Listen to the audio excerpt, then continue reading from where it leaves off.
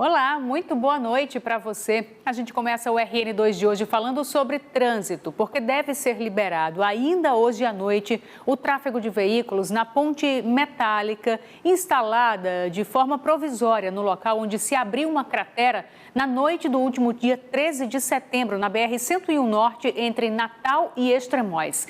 Sérgio Henrique Santos está lá no local e vai trazer as informações para a gente sobre essa liberação, se vai ser total ou parcial e se de fato ela acontece hoje ainda. Sérgio, boa noite.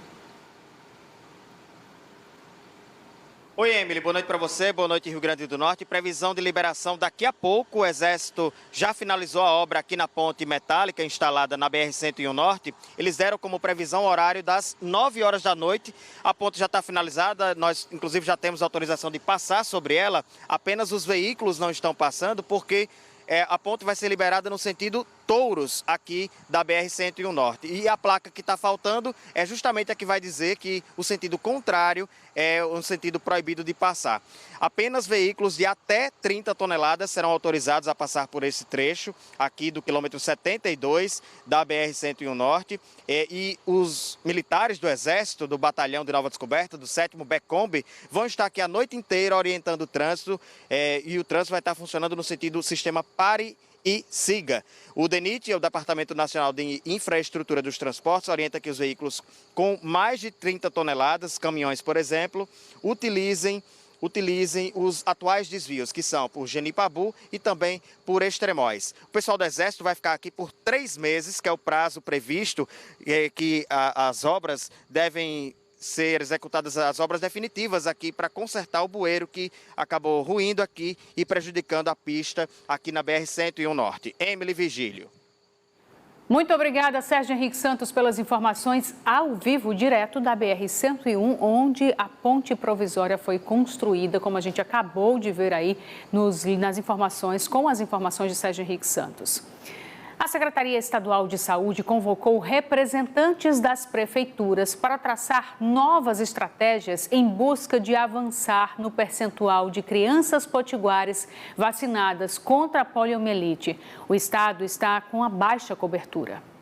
Entre as propostas apresentadas pela CESAP aos municípios estão a abertura dos postos de vacinação aos sábados ou em horários estendidos, ampliação dos locais, busca ativa de faltosos por meio das equipes da Estratégia Saúde da Família e agentes comunitários de saúde, buscar parcerias com escolas e igrejas, entre outras medidas. A responsável pela vigilância epidemiológica do estado acredita que a restrição de horários e dias podem ter ajudado a diminuir a procura pela vacina da polio. Então foi pactuado aí que a possibilidade de ampliação dos horários das salas de vacina, porque a gente percebe que o limite de horário reduz a procura, uma vez que hoje o cenário de trabalho hoje, que tanto o homem como a mulher trabalham. Então, não tem esse horário fixo de procura das salas de vacina. Então, a ampliação, a possibilidade de colocar salas de vacina à noite, também é uma estratégia que pode ser adotada aí nos próximos dias. Socorro hoje é atleta, treina diariamente e coleciona títulos e medalhas. Ela tem atrofia na perna direita e é campeã na modalidade de halterofilismo. Quando ela tinha apenas 2 anos de idade, teve a poliomielite. Pela falta de informação e de acesso à vacina, Socorro não pôde ser imunizada contra a doença, também chamada de paralisia infantil. Hoje a facilidade da vacina está aí na porta de cada um, né? Todo mundo tem que ter essa mente de levar seus filhos para vacinar e que não passem por aquilo que eu passei. Ao contrário da época da infância de Socorro, hoje a vacina está disponível em qualquer unidade básica de saúde. Mesmo assim, a imunização contra a polio ainda tem baixa adesão. Segundo dados do portal RN Mais Vacina, praticamente metade dos municípios aqui do Rio Grande do Norte não conseguiu atingir nem 50% da cobertura vacinal contra a poliomielite. E outros 70 municípios estão entre 50% e 94% de crianças vacinadas. A meta só foi atingida até a última segunda-feira por apenas 9 municípios aqui no estado. E isso torna a situação cada vez mais grave e o risco cada vez mais eminente de introdução e de acometimento das nossas crianças. As crianças que pertencem a esse grupo da vacinação de campanha é de uma menor de 5 anos, mas isso não impede de pai e mãe procurar as unidades de saúde básica para poder colocar em dia seu cartão vacinal. O Rio Grande do Norte tem 67 casos confirmados de varíola dos macacos em 12 municípios. Diante do quadro da doença aqui no estado, a Secretaria de Saúde atualizou o plano de contingenciamento para o Rio Grande do Norte. Vamos falar com Geraldo Jerônimo, que tem mais informações sobre o que muda daqui para frente, como reforçar o combate à doença, até para evitar que ela avance, né, Geraldo? Boa noite.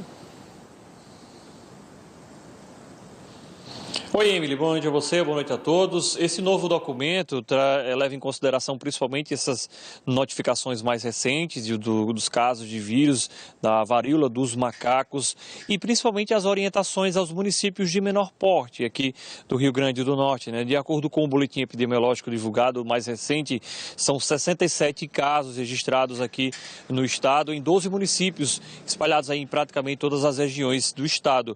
E o plano traça estratégica desde a identificação de casos, procedimento de notificação, entre outras estratégias que podem ser, a gente pode ouvir agora, inclusive, pela representante da CESAP, pode explicar direitinho. Vamos ouvir agora. É uma doença que é transmitida por contato íntimo, então é muito importante que aqueles que apresentem qualquer sintoma de monkeypox busquem aí a unidade de saúde mais próxima, seja uma unidade de pronto atendimento, a unidade básica de saúde e que será encaminhado, se necessário, ao hospital de referência. Esse novo documento substitui o anterior que foi publicado no mês passado. Emily. Obrigada, viu, Geraldo, pelas informações ao vivo aqui no RN2. Vamos mudar um pouquinho de assunto, mas ainda dentro da área da saúde, porque profissionais de saúde fizeram um ato hoje pela implantação do piso salarial dos enfermeiros e técnicos de enfermagem. A ação faz parte de uma mobilização nacional da categoria e aconteceu em frente à Assembleia Legislativa do Estado, no bairro de Cidade Alta, entre a Assembleia e a Prefeitura ali, hoje pela manhã no bairro de Cidade Alta. Na última quinta-feira, o Supremo Tribunal Federal formou maioria de votos para manter a suspensão da lei que criou o piso salarial dos profissionais de enfermagem. A lei segue suspensa até que sejam analisados os impactos da medida na qualidade dos serviços de saúde e no orçamento de municípios e estados. A lei que fixa pisos salariais para enfermeiros, técnicos de enfermagem, auxiliares de enfermagem e parteiras foi aprovada em julho pelo Congresso e sancionada com um veto em agosto pelo presidente Jair Bolsonaro. O veto retirou do texto que tinha sido aprovado a determinação para que os pisos fossem atualizados de forma anual, com base na inflação calculada pelo Índice Nacional de Preço ao Consumidor, o INPC. E quem procurou a UPA de Cidade Satélite hoje reclamou da demora no atendimento que teria sido impactado pela paralisação dos enfermeiros e técnicos de enfermagem. Depois de quase 6 horas de espera, o pai da Joyce conseguiu ser atendido na UPA do Conjunto Cidade Satélite. Está muito complicado aqui, porque tem bastante gente também esperando atendimento. Mara também teve que esperar por atendimento. O filho dela, Miguel, estava com incontinência urinária. Foi um pouco demorado, até porque pela falta de organização também. Mas, enfim, terminamos que conseguimos. Nesta quarta-feira, o atendimento nas unidades de saúde ficou prejudicado por conta de uma paralisação de alerta dos enfermeiros e técnicos de enfermagem contra a suspensão do reajuste, que prevê o novo piso salarial da categoria. Em virtude da paralisação, hoje o número de profissionais no atendimento foi diminuído. Nesta quarta-feira, são 3 enfermeiros e 6 técnicos de enfermagem, o que deveria ser 6 enfermeiros e 11 técnicos de enfermagem, causando assim uma demora no atendimento. Enquanto a nossa equipe estava na UPA, um acidente envolvendo uma motociclista e um veículo aconteceu na rotatória que dá acesso do prolongamento da Prudente de Moraes à Avenida dos Chavantes. Poucos minutos depois, o Major Rafael, do Corpo de Bombeiros, passou pelo local. Ele ligou para as emergências, mas a resposta que ouviu foi que o atendimento não poderia ser feito com rapidez. O Corpo de Bombeiros, no momento, encontra-se com as ambulâncias impedidas, com as macas aprisionadas nos hospitais, decorrente de outras ocorrências. A gente leva, às vezes fica presa, às vezes a gente fica aguardando a maca ser liberada. E em seguida ligamos para o SAMU, né? O SAMU também está com a situação peculiar, a questão da greve dos enfermeiros, está com a redução lá de funcionários e também ambulâncias ocupadas. Então, a ocorrência já está autorizada pelo SAMU, a gente está só aguardando a chegada deles aqui no primeiro momento. Nós tentamos o contato com a Secretaria de Saúde de Natal, mas não conseguimos. O espaço continua aberto. O secretário de Saúde de São Gonçalo do Amarante foi exonerado do cargo, de acordo com uma portaria publicada no Diário Oficial do município de ontem. A exoneração aconteceu um dia depois da Polícia Federal deflagrar uma operação que investiga contratos firmados pelo município durante a pandemia. A PF realizou busca e apreensão na casa do secretário e na sede da secretaria. De acordo com as investigações da Polícia Federal e da Controladoria Geral da União, há suspeita de que membros da gestão pública tenham se beneficiado financeiramente com possíveis fraudes nas licitações, direcionando vencedores. O G1RN, nossa equipe também procurou Jalmir Simões e a assessoria de comunicação da Prefeitura de São Gonçalo do Amarante, mas as ligações não foram atendidas até a última atualização desta matéria. Na mesma edição do Diário Oficial, o prefeito da cidade, Heraldo Paiva, nomeou a dentista Aldenísia Alves Albuquerque Barbosa para o cargo de secretária municipal de saúde. O espaço aqui também está aberto para o secretário que foi exonerado, Jalmir Simões, falar sobre a defesa dele. Vamos para o intervalo agora que passa rápido. Você vai ver logo depois que, depois da recomendação do Ministério Público Federal, a Justiça determinou a interdição parcial de uma pousada em uma área de risco nas falésias de Pipa. Os detalhes logo depois do intervalo.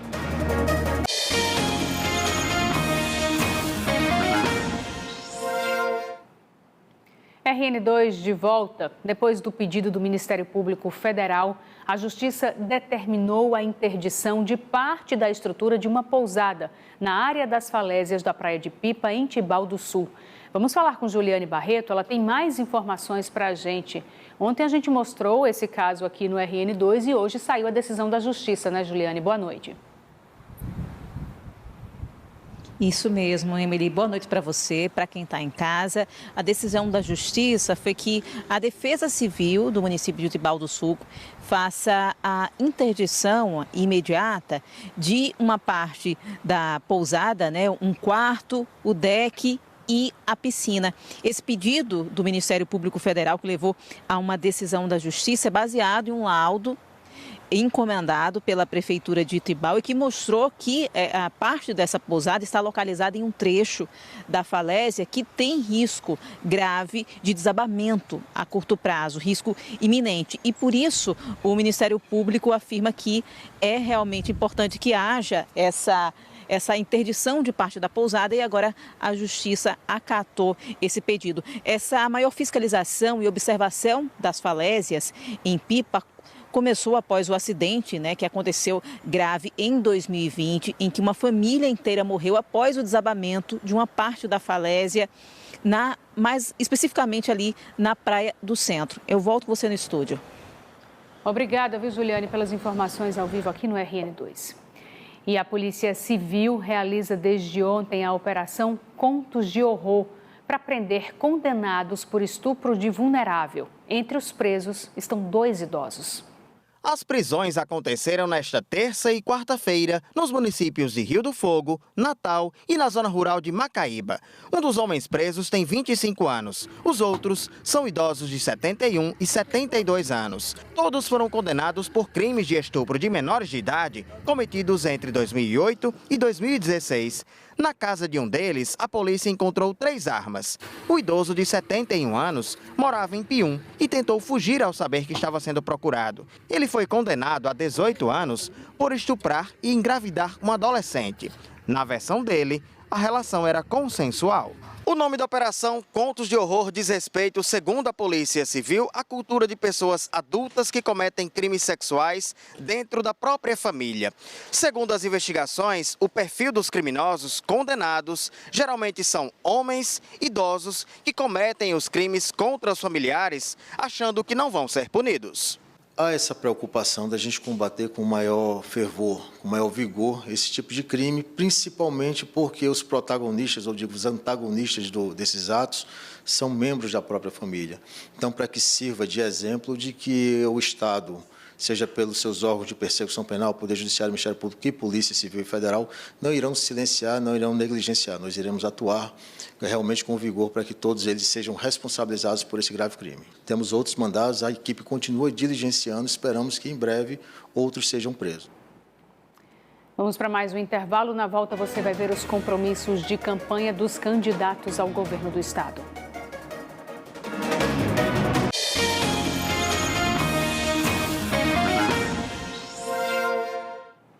Eleições 2022. Hora de saber o que fizeram hoje alguns dos candidatos ao governo do estado. Floriza Linhares, do PMB, concedeu hoje entrevista em uma emissora de televisão em Natal. Ela apresentou o plano de governo e disse que, se eleita, vai fortalecer os hospitais regionais e integrar as unidades básicas de saúde por meio do prontuário eletrônico. Na educação, disse que vai buscar apoio dos municípios junto ao governo federal para criar o Comitê Estadual de Políticas Voltadas para a Primeira Infância, premiando municípios que se destacarem na educação.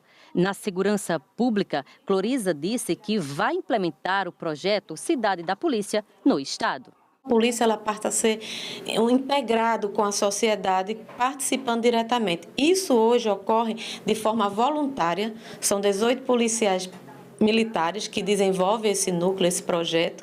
É um projeto piloto que está dando certo, que tirou Currais-9 das 50 cidades mais violentas do estado do Rio Grande do Norte. Então, é exemplo, eu não estou dizendo que eu vou criar, já existe algo e a gente só vai ampliar isso. É claro que a gente vai começar, penso eu, que a gente vai começar por cidades menores, pequenininhas. A candidata à reeleição, Fátima Bezerra, do Partido dos Trabalhadores, cumpriu a agenda de campanha nesta terça-feira no interior do Rio Grande do Norte. A candidata percorreu cidades da região do Vale do Açu durante todo o dia. A caravana passou pelas cidades de Ipanguaçu, Carnaubais, Alto do Rodrigues, Açu e Pendências. Acompanhada de apoiadores, políticos e lideranças locais, Fátima Bezerra cumprimentou eleitores, posou para fotos e pediu votos. Ela também discursou por alguns momentos e falou sobre algumas propostas para as cidades da região. Na área da saúde, por exemplo, ela falou sobre a instalação de policlínicas. A população do Vale do Açu sabe que foi nosso governo que abriu os primeiros leitos de UTI. E nós estamos investindo cerca de 10 milhões em equipamentos e reformas no Hospital Regional de Açu. Com Lula presidente, nós vamos fortalecer o SUS e Açu terá uma das 6 policlínicas para melhorar o atendimento à população em consultas e exames especializados. Capitão Stevenson, do Podemos, não enviou a agenda de campanha. Fábio Dantas, do Solidariedade, enviou a agenda, mas os compromissos do dia foram cancelados. Ainda falando sobre eleições, o portal G1RN lançou hoje o Jogo Eleitoral, uma ferramenta para ajudar você, eleitor, a entender o que pensam os candidatos a governador do Rio Grande do Norte. Fernanda Zauli conta como funciona. O G1 lançou hoje o Jogo Eleitoral, mais uma ferramenta para ajudar o eleitor a escolher o candidato ao governo do Rio Grande do Norte. Não se trata de pesquisa e nem enquete. O Jogo Eleitoral reúne afirmativas criadas pela equipe do G1RN sobre alguns dos temas mais importantes para o estado. Cada candidato ao governo do Rio Grande do Norte respondeu o que pensa sobre cada uma dessas afirmativas. A ferramenta permite que o eleitor também responda sobre os mesmos temas e veja no resultado com qual candidato mais se identifica. As afirmativas foram enviadas para todos os 9 candidatos ao governo do estado e apenas a candidata Floriza Linhares optou por não responder. O jogo eleitoral já está no nosso portal e para participar é só acessar g1.com.br/rn. Na próxima terça-feira, dia 27, logo depois de Pantanal, a InterTV Cabugi promove o debate do primeiro turno com os candidatos ao governo do estado. Hoje, mais cedo, aqui na sede da emissora, em Natal, os assessores das campanhas receberam informações sobre as regras e dinâmicas do debate que acontece 5 dias antes das eleições. A reunião foi conduzida pelo diretor de jornalismo da InterTV, Marcelo Vincioli. O debate terá 4 blocos de perguntas entre os candidatos, com temas livres e determinados. O sorteio com a ordem da posição dos candidatos no estúdio e também das perguntas já foi realizado hoje na presença dos assessores. Eles assinaram um documento concordando com as regras estabelecidas. Vão participar do debate os candidatos cujos partidos ou coligações têm representatividade na Câmara Federal. Por ordem alfabética, Capitão Stevenson, do Podemos, Clorisa Linhares, do PMB, Daniel Moraes, do PSOL, Fábio Dantas, do Solidariedade e Fátima Bezerra, do PT. Eu serei a mediadora e, desde já, convido você a participar desse momento, que a gente espera que tenha um amplo debate de ideias e propostas para o futuro do Rio Grande do Norte e que contribua para que você possa decidir o seu voto de forma consciente. Terça-feira, depois de Pantanal, o convite está feito. A gente se despede por hoje. Muito obrigada pela sua companhia. Tenham todos uma ótima noite e até amanhã.